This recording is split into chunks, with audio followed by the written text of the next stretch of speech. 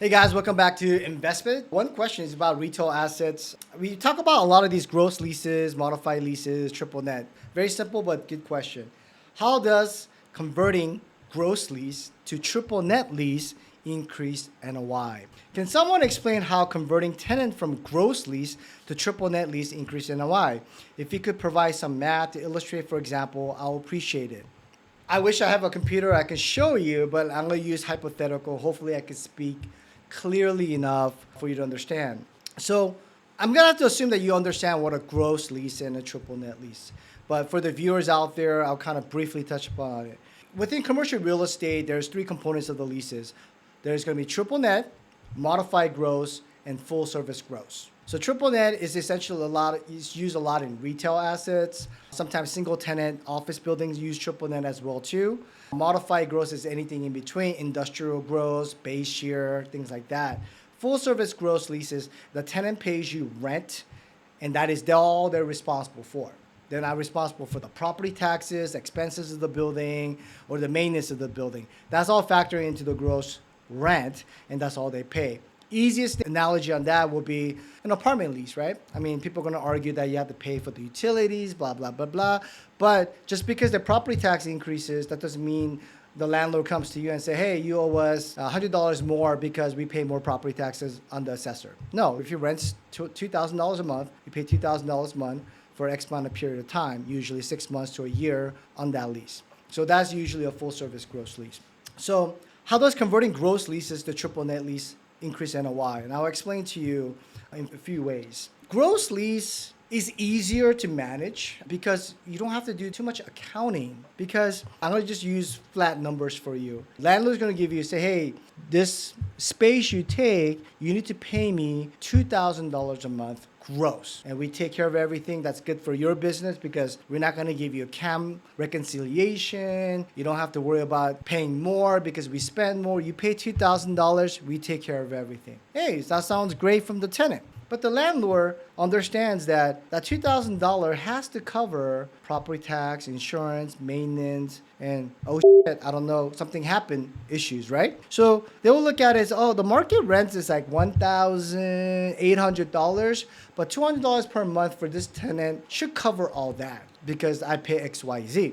So then you pay $2,000 per month for the first year, and you sign the 3-year deal. And that $2,000 starting your 13th month increased by 3% annual escalation. If you have a business, if you rent, you understand that. So then they'll get 3% increase in the 2,000, and that increase in the year after that will be 3% increase on that. It compounds. So then those 3% increases should be enough to cover the landlord on the lessor landlord on the potential increases of operating that asset or that property. But sometimes with inflation, things happen, labor cost goes up, the expenses is going to go up higher than what you anticipated. But because it's not a triple net lease, you can't say to the tenant, hey, we thought we are going to spend XYZ money on gardening and irrigation and lighting repairs and pavements. We spend $10,000 more for the building, and your pro rata share, which is your share percentage in the building, is 10%, so you have to give us $1,000 more. That's what the triple net leases will do, because they have to pass it on to the tenant. So just using that analogy, you're going to make more money in triple net because your NOI increases. It doesn't increase because you collect more rent. You are reducing your expenses, because now if you have a gross lease, the difference that you're contemplating that you're going to make out of that $2,000 and 3% escalation, you spend more. That's what we call leakage. So you're going to eat that cost as a building owner. That's the risk you are taking doing a full service gross lease. Now, triple net, your rent might be $1,800 a month and you have 3% escalation, but they're fully responsible for the triple net, which is CAM, insurance, property taxes. So as they go up, the landlord's going to come to you for pay for that. So therefore, landlord, using this as an example, in a perfect world, his building is 100% occupied. That means if I spend $10,000, the tenant's going to reimburse me $10,000. So he has zero leakage. So that means he's going to have a higher NOI. Essentially, if he spend less, he could collect the same amount. Do the math. That's how triple net leases will increase. Now, there's some few caveats with triple net leases. A bigger tenants, national tenants, going to have, something called a cap under controllable expenses. And if you agree to that, and if you spend more than that, that's the cap you can go up to. So there's going to be a leakage. So that's why I say when you're 100% occupied, there's no leakage in a perfect world that you don't have a cap or ceiling cap or increases on those uncontrollable expenses, such as common area maintenance.